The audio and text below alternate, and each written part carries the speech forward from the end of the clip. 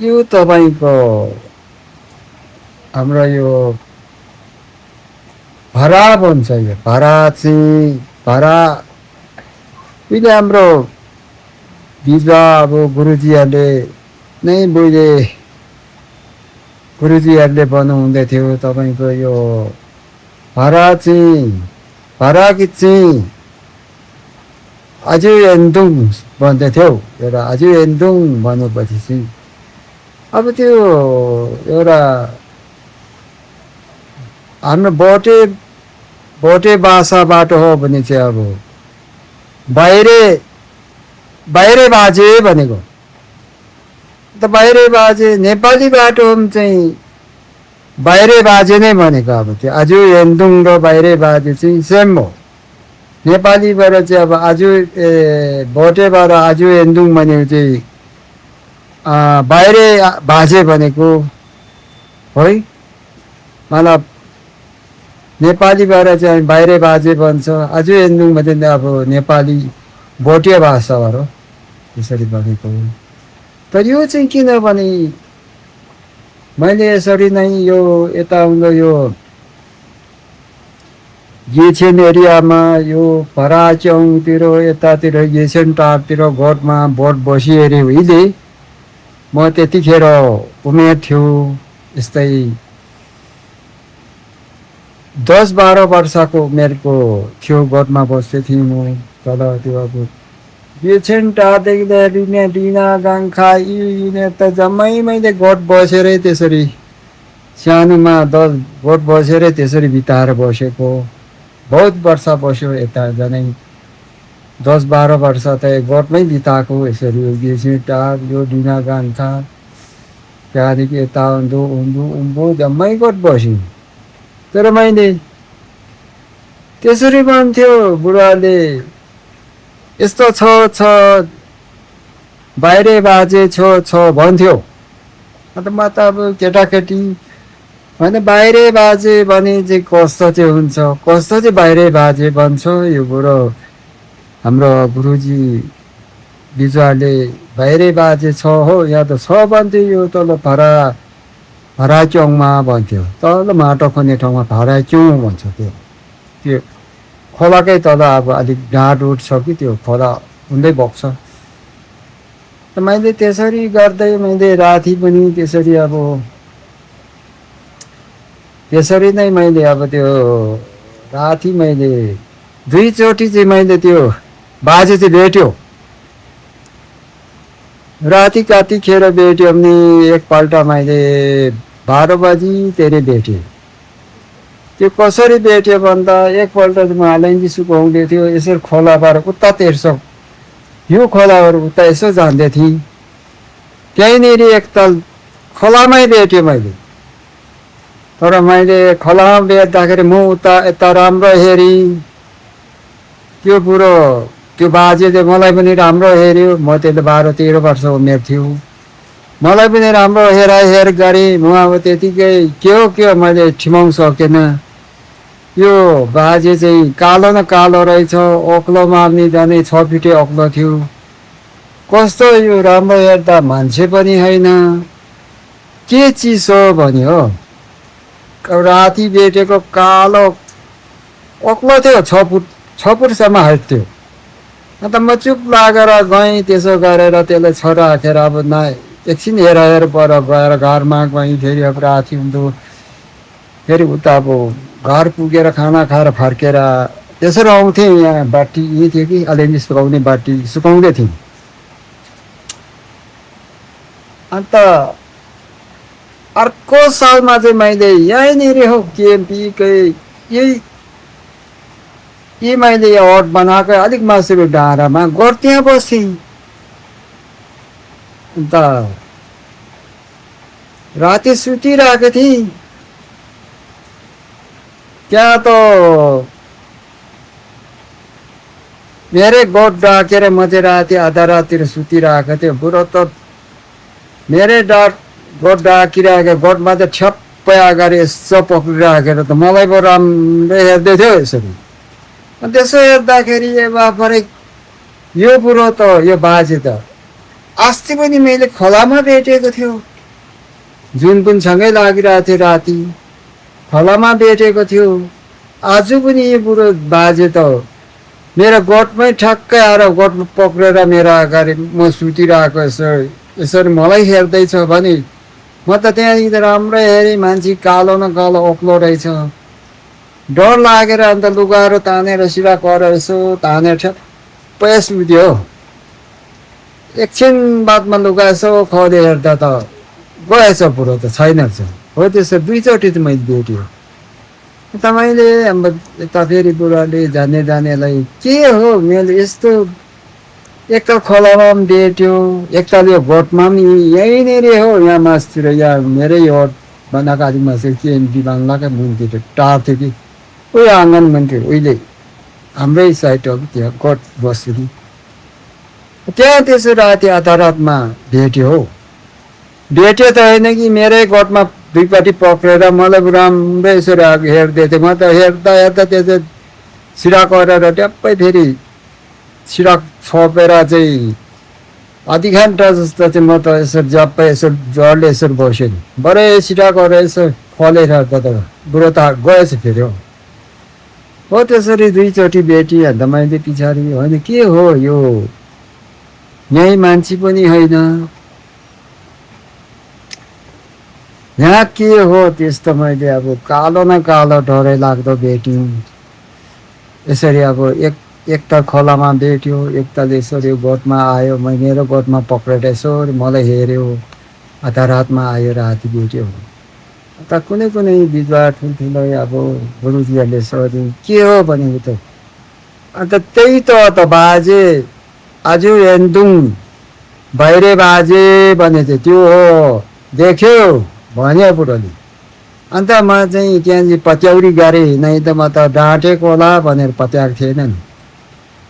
त्यसमा देउताहरू छ नि, यो देउता त्यसरी गयो, यो थुप्रो थुप्रो एरिया अब त्यो चिङकुङ एलेकाको त्यता एरिया, यता कलोनी, यो ढिना गाङ्खा भन्छ, यता यो भेगालोखा भन्छ, यो जम्मै जम्मै देउताहरू यो पर जम्मै यो एरियामा छ नि। यता देउता भनेको अब नाग नागनीदेखि लिएर अब कालीदेखि लिएर जम्मै यो अब चाहिँ घेप चाहिँ सुदा सदा तेर्दा नेदा ती चाहिँ भन्छ। अब जम्मै देउताहरू आयु बोजूहरू छुर्मी खुर्मीको धनीहरू जम्मै ढाक ढाल युक्नु ढाक चाहिँ यो चाहिँ छदा सदा सिङ्दा गेन्दा भनेर अब थुप्रो छ नि। मान्छेले अब पत्याउनु पर्छ किनभने देउता भनेको भगवान् पनि, अब भगवान् पनि कुञ्चुसुम पनि छ, भगवान् पनि सत्य छ। अहिले अब देउता पनि उहाँको मुनिको साथमा देउताहरू पनि छ। म चाहिँ पत्याउँछु, म चाहिँ विश्वास गर्छु। किनभने हामीले अब मैले त अब अलिक देख्यो पनि मैले चाहिँ अब यस्तो देउताहरू चाहिँ हुँदो रहेछ देख्यो भने मैले पत्याउँछु। मैले त यो माथि कोक्सुरङ भन्छ थाङसिङ मुनि त एउटा बिहान 9 बजी नेरी अन्त यहाँ बुत्ला जस्तो बुत्ला भएको 5-6 फुटे एउटा त्यहाँ पनि डुङ्गा पल्टाउँदै थियो एउटा भेटेँ मैले 9 बजीतिर बिहान हो। म चाहिँ गोठमा सकादेखि गोठमा उँभो जाँदै थिएँ त्यो थाङसिङ मुनि। त्यहाँ एउटा राम्रो हेरी भालु पनि होइन, त्यो खोलामा ठुल्ठुलो ढुङ्गाहरू पल्टाएर त्यो खोलै थर्किँदै थियो। प्रथम त्यो ढुङ्गाले यस्तो ठुल्ठुलो बोतल पल्टाउँदा थियो। मान्छे चाहिँ पुत्लै सरीको थियो, तर 4-5 फुटको कि कतिको चाहिँ देख्यो, नजिकै भेटेको देखेको यो खोलातिर जाने नजिकै। म चाहिँ यसरी राम्रो रामिता हेरेर त्यहाँदेखि छिटो म त अब उकालो थाङसिङनेर गएँ हो। त्यहाँ एउटा भेट्यो। त्यस्तो पनि खोलानेर अब त्यो खोलामा ढुङ्गा ठुल्ठुलो बोर्डर पल्टाउँदै हात लाएर त्यसरी खाँदै थियो। अब खानु चाहिँ के खाएको अब त्यो चाहिँ म देखेन ढुङ्गा पल्टाउँदै हात यसो लाउँदै यसो त खाँदै थिएँ त्यत्रो दह्रो बलियो अन्त त्यो त्यो मान्छे त्यो बुत्लै सरीको थियो निकै अक्लम थियो बिहान 9 बजी भेटेको है पक्का साँचो भेटेको त्यो मान्छेले अन्त मैले भने पनि अब हाम्रो थुङ्गाको महिला भनेको बुढो थाङसिङमा चौकीदार बस्नुहुन्थ्यो त मैले बुढोले पनि भने होइन आछु आछु भने त्यो थाङसिङमा त हेर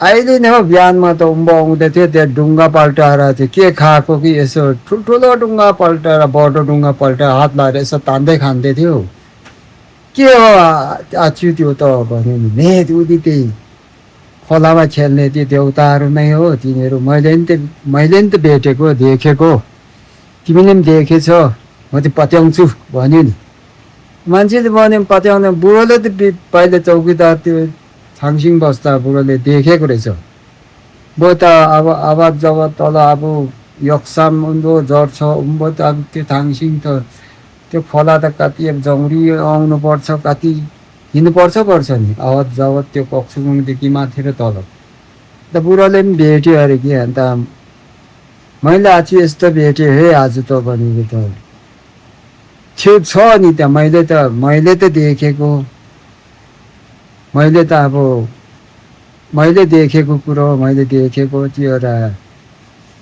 कुनै हो लेमलेमे भन्छ कि बा त्यो कुनै के त्यो खोलाकै देउता हो कि बा के हो त्यो खोलामै त्यसले ढुङ्गा पल्टाउँदै खाँदै हिँड्दो रहेछ हौ ढुङ्गा पनि ठुल्ठुलो पल्टाउँदो रहेछ नि हो कहाँ त्यो ढुङ्गाहरू हामीले पल्टाउन सक्दैन नि करिबन ढुङ्गा तपाईँको 2-3 क्विन्टलको ढुङ्गा त सजिलो हल्का पल्टाउँदै अन्त पल्लक पल्टाएर ग्राम गरेर खोला थार्किनेसम्म पल्टाएर हात लाएर यसो खाँदै थियो ठुल्ठुलो ढुङ्गा नि हो अन्त तपाईँको 2-3 क्विन्टलको ढुङ्गा पल्टाउन सक्ने थियो त्यो के जिनिस छ अचम्म के साह्रो दह्रो भनेको नि त बुढोले सोद्धा त होइन त्यो खोलामा खेल्ने त्यो खोलामा त्यो लेमलेम हो कि भएको नि के पो भन्यो बुढोले के त्यो खोला खेल्ने देउतै हो वनको देउता त्यो जात्री देउताहरू होला नि वन जात्रीहरू बा के हो त्यसरी खोला खेल्दै त्यो ढुङ्गा पल्टा त्यसो खाएको देखेँ मैले नि तर बुढोले पनि देखेको थियो रहेछ बुढोले मैले भनिहालेँ त्यहाँ छ मैले पनि भेटेको भने नि अन्त भन्दाखेरि अन्त बुढोले पनि विश्वास गरेँ मैले पनि पक्का मैले पनि देखेँ विश्वास गरेँ त्यस्तो र हामीले खोलामा त्यसरी गरेको नि अब त्यसरी ढुङ्गा पल्टाउँदै खाँदै पनि देखेको हामीले भएको होइन अब अहिलेको केटाकेटी जति अब पढेर जाने पढेर आउने केटाकेटीहरू यस्तो कुरोहरू चाहिँ हामी बुढोपाका उहिलेको बाजेहरू अब पुरानो मान्छेले हामीले मात्रै अब यो चाहिँ विश्वास किन आँखाले हामीले देख्यौँ पक्का यो रहेछ हो रहेछ भनेर हामीले विश्वास हामीले अब त्यस्तो विश्वास पनि गर्छौँ छ हामीले आँखाले पनि देख्यौँ म लसारको टाइममा फेरि म चाहिँ यो हस्पिटल छेउमै बस्थ्यो यो त्यहाँ अन्त पानी थाप्ने त्यो बेला काल बनेको पानी काल प्लेटफर्म बनेको थिएन उहिले त्यो बेला पाइदिएको कुरो त्यो पानी काल तिनीहरू त अब भण्डारी पाली मात्र भएको भण्डारी हाम्रो सेम हुँदा पाली त्यो बेला थिएन पानी थापी खानुमा त्यही यक्सुमको जतिजना पानी खाने चाहिँ हाम्रो यक्सुम एरियाको पानी खाने चाहिँ यो नुकगाङदेखि लिएर मानेदेखि लिएर यक्सुमको चाहिँ यो छुलुङ भन्छ यहाँ तल यो फिसरिज छ नि त्यहाँ त्यो दाराको पानी खान्थ्यो अन्त जति पनि हामीले पानी यो छुपी भन्छ एउटा अब दसहरको टाइममा हामी पानी उगाउनु पर्छ। बिहान हामी बाजी हुन्थ्यो को जित्ने पानी उगाउनु, अब पानी उगाउने अब को जित्ने, को पुगेर पानी लिएर चाहिँ भगवान्लाई अब पानी चढाउने जितबाजी राख्थ्यो हामी, हुन्थ्यो त्यसरी गाउँमा। अब अहिले त त्यस्तो जितबाजी छैन, छेउघाट छेउमै घरभित्रै पानी छ हो। उहिले त हामी अब घरदेखि निकै टाढै गएर हामी अब अल्छिनागरी अब 12-1 बजी उठेर गएर पानी थापी लिएर पानी चढाउँथ्यो। पानी चढाएर त्यसरी गर्थ्यो हामीले, खदा दारामा खदा पानी राख्थ्यो। अन्त यसो अब प्रसाद पनि अलिकति चढाइराख्यो, त्यहाँदेखि घरमा आएर चढाउँथ्यो पानी उगारेर। त्यो सिस्टम थियो उहिले। अन्त म चाहिँ ठक्कै 12 बजी पनि त्यो फिसरिजको छेउमा चोखो पानी थियो, माथि उम्रिने पानी उहिलेदेखि अब 3 बजेदेखि पानी थपेर त्यहीँ खान्थ्यो। जम्मै अब गाउँलेको पानी खाने ठाउँ त्यहाँ खान्थ्यो। अन्त त्यो सबभन्दा म चाहिँ अगाडि पुग्यौँ रहेछ त्यहाँ। राति ठक्कै 12 बज्दा पुगेछ। त्यो एउटा बाजे तल हाम्रो देउता रहेछ, अहिले सम्झिँदा चाहिँ तल छुकुकको अब जुठो मुठो कुरा होइन, त्यहाँ गएर हाम्रो त्यो देउता बाजे देउता रहेछ त्यहाँ। उहिले छ भन्थ्यो, बाजे कस्तो छ भनेर म त देखेको थिएन अगाडि। त्यो दिन चाहिँ मैले देखेँ बाजे केस फुलेको रहेछ, जिउ पनि सेतो न सेतो रहेछ। अन्त म चाहिँ सोचेँ हातमा दिब्री बोकिरहेछ, ताँबाको दिब्री हो। अब बिजुली पनि थिएन, टर्च पनि थिएन, एउटा दिब्री बाती बालेर यसो त्यो म चाहिँ अब हातमा चित्ती बोकेर पानी चाहिँ कतिखेर अब छिटो थापी लानुपर्छ भन्दै पुग्दा मलाई अब नुहाउनेसम्म मैले त्यो बाजे नुहाउनेसम्म मैले डिस्टर्ब गरेन। बाजे नुहाउनु दिएँ यति स्ट्यान्डमा अब नजिकै बाजेको छेउमै पुग्यो, जाने यस्तो 5-6 फिट 6-7 फिटको अन्दाजमा म पुग्यो हो। अन्त बाजे नुहाउँदैछ, म चाहिँ त्यहाँ बत्ती चाहिँ यसरी अब दिब्री बाती यसरी बगिरहेछ, यसरी हेरेर बाजेलाई हेरे गरे। अनि मान्छे हेर्दा बाजे केस फुली गएको छ, मट्टो खै लाग्दो डरै लाग्दो, आम्मामा यत्रो जिउ भएको रहेछ। अनि यो बाजे चाहिँ आज हाम्रो पिजी सरको, हाम्रो डाक्टर यता हाम्रो पिजी सरको अपा चाहिँ होइन 12 बजी नै आउनु भयो, नुहाउनु भयो। आज त के छिटो आउनु भएछ भनेर म चाहिँ मनमा सोचेँ। त्यस्तै पो थियो, सेतो न सेतो, केस पनि फुली गएको रहेछ। म चाहिँ सोचेँ त्यो गरेँ, डर पनि लाग्नु छैन। अन्त त्यो उहाँलाई बोलेन, म पनि उता बोलेन। उता त एकदम धुनमा नै नुहाउँदैछ।